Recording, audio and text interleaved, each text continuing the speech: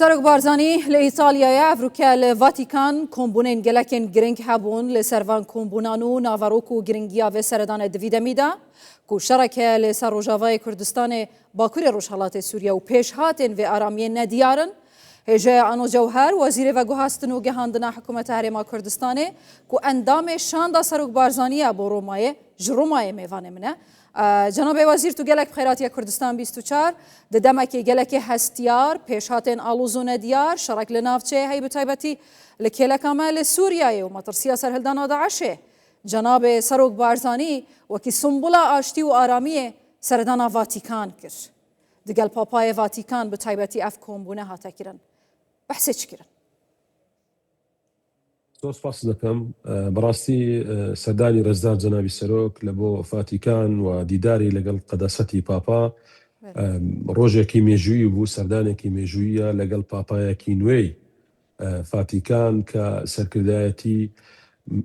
1400 ملیۆن کەسی کاتۆلیکی دەکات لە سەرتاسەری جیهان و بەدڵنیاییەوە ڕکێوی و ڕنگدانەوەی ئەو هەموو خەڵکە لەسەر بڕیاری سیاسی لە سەرتاسەری جیهان وەکو ڕەمزێک و سیمبڵێکی ئاینی هەروەها ڕێزدار جەنابی سەرۆک وەک سەرۆکی نەتەوەیەک و نیشتیمانێک ئەمڕۆ لێرە غەمی ئەم نیشتیمانە و تەتەڵعاتی ئەم نیشتیمانە و هەموو کوردستان لەگەڵ خۆی هینابووە ڤاتیکان و جەنابیان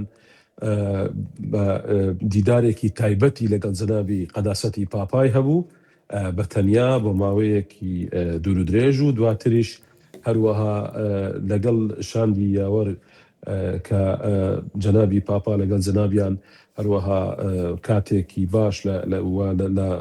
لە گۆڕینی دیاریەکان پێکەوە لە سەربارەدۆخی کوردستان و لە سەربارەدۆخی ناوچەکە باسییان کردووە بەدڵنیاییەوە جەنابیان هەروەها لە کاتی گۆڕینی دیاریەکان باسی ئەم پەیوەندیە مێژوویە لە نێوان کوردستان و ڤاتیکان و کوردستان و هەروەها ئەو پێکهاتەنێکە لە کوردستان پێکەوە لەگەڵ یەکتر باسی کردووە هەروەها باسی قوربانیانی و هێزەکانی پێشمەرگەی کرد لە پاراستنی ئەم پێکەوە ژیانە و هەروەها باسی ئەم هەمەڕەنگیە و ئەم پێکەوە ژیانە و ئەم تەباییەی کە لە کوردستانی کرد. هێژەیە ئانۆ جەوهەر گرنگیە ڤاتیکان بە تایبەتی پاپایê ڤاتیکان بۆ بەرقەرارکردنا ئاشتی و ئارامیê û nehêlana nakokiyan bi taybetî ev şerê çêdibîtin li ser esasê taîfegeriyê û mezhebî çi rolekê giring li ser astê civaka navdewletî heye û kombûna Evrûkeya Cenabê Serok da behsê Rojavayê Kurdistanê û parastina mafên Kurdan lê Sûriyeyê jî bi dereceyek hatiye kirin û Cenabê Serok cexet li parastina mafên Kurdan û rawestandina şer di hemî kombûnan da behs kiriye. بەدڵنیاییەوە ئەم شەڕەی ئەم ئالۆزیەی کە لە ڕۆژئاوایە مەزهەبی و ئاینین و تایفی نییە بەڵکو داواکاری زیاتر قەومیە نەتەوەییە لەوەی کە مەزهەبی و تایفی بی لەبەرەوەی داواکاری لەوەی قەومینە مەزهەبی و تایفی نین.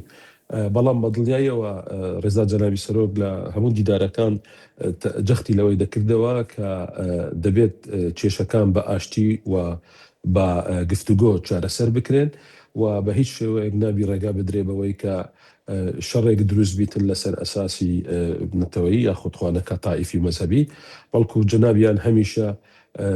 جەختی لەوەی دەکردەوە کە دەبێت ئاشتی گفتوگۆ و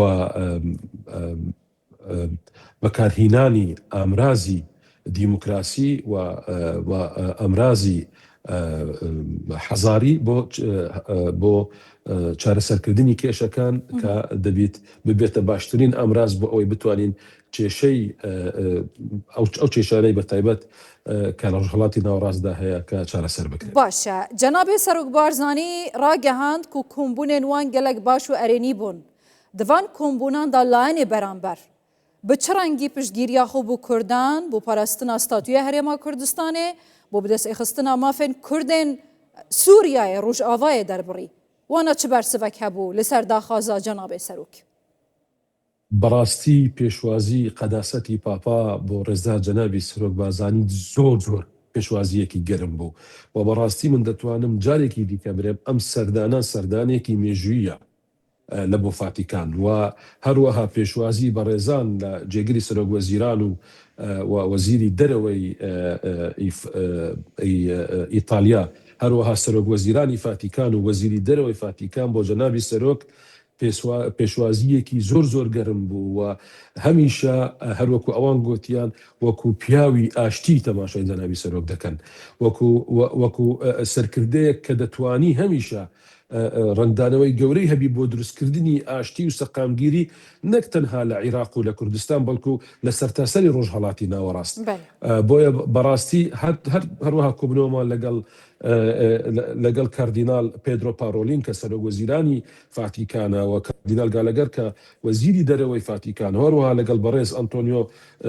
تایانی وەکو جێگری سەرۆک وەزیرانی ئیتالیا و وەزیری دەرەوە و ژمارەیەک لە سەفیرەکان و ئەوانەی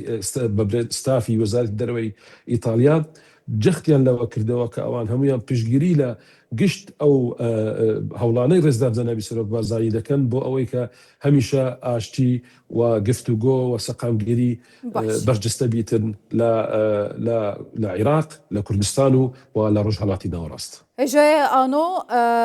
مەدید و جەنابێ سەرۆک مەسعود بارزانی و پاپای ڤاتیکان دیاری پێشکەشی هەفکردن ئەو دیاری چ بوون و پێشکەشی هەفکردین؟ بەڵێ یەکێک لە دیارەکان سیمبولێکی پێکەوە ژیان بوو لە کوردستان کە سیمبولی ئاینی ئەیزیری بوو، سمبولی ئاینی مەسیحی بوو، سمبولی ئاینی ئیسلام بوو و سمبولی ئاینی زەردەشتی بوو وەکو ئەو ئاینانەی کە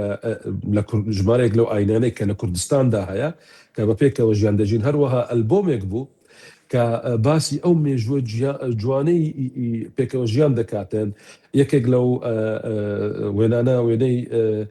بارزانی نەمر بوو، جەنابی بارزانی نەمر لەگەڵ قەشە یوسف پەری کە قەشەیەکی کلدانی بوو، خەڵکی کۆیە و ئەرمۆتە بوو و هەروەها باسی هەروەها وێنەیەکی بەڕەحمەتی جوانەمەرگ کاکە ئیدریس بارزانی بوو کە لەگەڵ مەترانێکی کەنیسەی کلدانی و هەروەها وێنەکانی ڕێزدار جەنابی سەرۆک بوون لەگەڵ قەداسەتی پاپا پێندێکتۆس و قەداسەتی پاپا فەرانسیس و هەروەها لە کاتی سەردانی پاپا فەرانسیس لە بۆ هەولێری پایتەخت و لە بۆ کوردستان و عێراق و هەروەها وێنەی ڕۆلی پیرۆزی پێشمەرگە قارەمانەکانی کوردستان بوو لە ئازادکردنی گوندەکانی دەشتی نەینەوە و گەڕاندنەوەی سەلیب لەسەر کەنیسەکان و هەروەها طبعاً وێنەی ڕێزدار جەنابی سەرۆک بوو ئەو کاتە کە جەنابیان لە باشیک لەگەڵ نوێنرانی گشت ئەو ئاینانەی ئەو مۆزاییکە جوانەی کوردستان کە لەوێ وان چ پێشکەش کرد؟ پاپای ڤاتیکان چ دیاری پێشکەشی جەنابێ سەرۆک کرد؟ پاپای ڤاتیکان مەدالیەیەکی تایبەتە بە میێوەنانی تایبەتی پاپا پێشکەشی جەنابی سەرۆکیان کرد و هەروەها ئەلبۆمێکیان پێشکەش کرد بۆ جەنابی سەرۆک لەسەر مێژووی فاتیکان و لەسەر عیمارەی فاتیکان. زۆر یعنی ئەم سەردانێکی زۆر بەگەرمی جەنابی پاپا پێشوازی لە جەنابیان کردووە لەو قسانش کە باسییان کرد لەوێ باسی ئەو پێکەوە ژیانەکرا لە کوردستان کە چۆن وەکو نمونەیەک یعنی لە عنکاوە، لە هەولێر، لە دووهۆک چۆن لە کاتی ڕاپەڕین چەند کەنیسەیەک هەبوو، ئێستا چەند کەنیسە هەیە، چەند مەسیحی ژمارەی مەسیحیەکان هەبوو، ئێستا چەند ژمارەی مەسیحیەکان گەورە بوویتەوە. ئەمە نیشانەیەکی حاشا هەڵنەگرە کە چۆن مەسیحیەت نەک تەنها بوونی هەیە لە کوردستان بەڵکو هەمیشە گەشە دەکاتن. هێژەیە ئانۆ کۆمبوون و جوینên جەنابێ سەرۆک بارزانی لە ئیتالیایە بەردەوام دەبن پێشهاتێن vê سەردانê çi ne؟ بەدڵایەوە چەندین کۆبوونەوەی دیکە هەیە لە کات و ساتی خۆی لەلایەن ڕاگەاندنی بەڕێزان لە ڕاگەاندنی بارەگای بارزانی بە ڕای گشتی ڕادەگەیەندرێ. جەنابێ هەوە بەلکی ئاگەهدار بیتن و جەنابێ سەرۆک مەسعود بارزانی هاتیە کاندیدکردن بوو وەرگرتنا خەڵاتێ نۆبڵێ ئاشتیە جبرولا جناب سروک بارزانی بو راگهاندنا آشتیه لباکوری کردستان و ترکیه جناف برنا تروریستین داعش و بالایوان لهمو جیهانه رول جناب سروک بارزانی بو آشتی و ساقامگیریا لسوریه حتی و دم امتدا و جناب وان هاتیه کاندید کرن بو ورگرتنا خلات نوبل آشتیه هون چاوا دبینن هیچ کەسێک لە دنیا هەندی جەنابی سەرۆک مستحق نییە جائزەی نۆبلی ئاشتی وەربگری. ئەگەر بچووکترین نمونە باز بکەین لە کاتی ڕاپەڕین کە بەندە منداڵ بووم تەمەنم 7 ساڵ بوو بەبیرم دێ بە هەزارەها جوندی ڕژێمی سەدام ڕژێمی بەعس کە ئەو جوندیانە 8,000 بارزانیان شەهید کردبوو. 37 کەس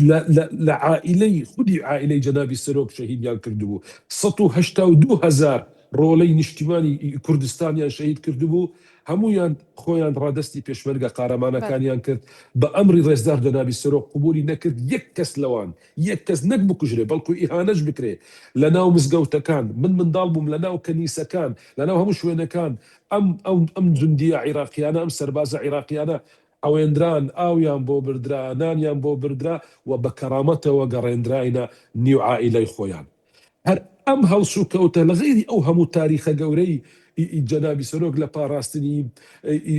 پێکهاتەکان ئەنجە هەندێک یعنی بە جەنابی سەرۆک هیچ کەسێک لە دنیا هەندی جەنابی سەرۆک مستحق نییە